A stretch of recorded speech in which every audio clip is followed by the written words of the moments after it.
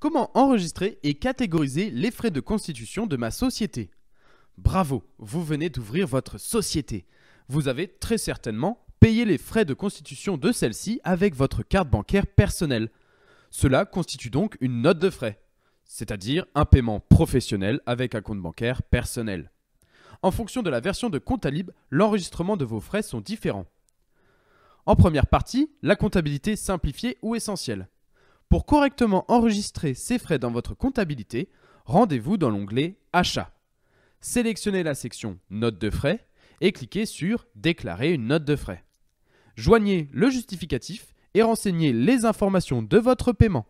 Et vous devez le faire pour chaque paiement différent. Pour la date, cela correspond à la date d'ouverture de l'entreprise et non à la date de paiement des frais. Pour la catégorisation de vos notes de frais, il y a honoraires si vous êtes passé par un service extérieur qui vous a facturé une prestation, expert comptable, entreprise juridique, etc. Frais d'acte et de contentieux et greffe pour le paiement d'annonces légales et frais de greffe. Et vous pouvez diviser la note de frais dans le cas où il y a plusieurs catégories ou taux de TVA différents dans l'opération. Dans le cas où vous décidez de vous rembourser et que votre note de frais est correctement annotée, retournez dans l'onglet Banque, sélectionnez le mouvement bancaire correspondant au versement effectué et annotez-le en remboursement associé.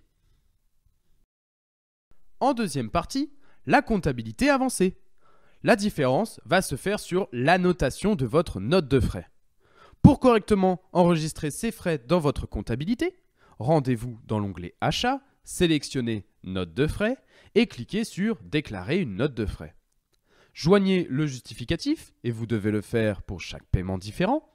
Et une fois enregistré, vous allez devoir annoter la note de frais en y mettant les informations demandées, numéro de la facture, fournisseur, collaborateur, etc.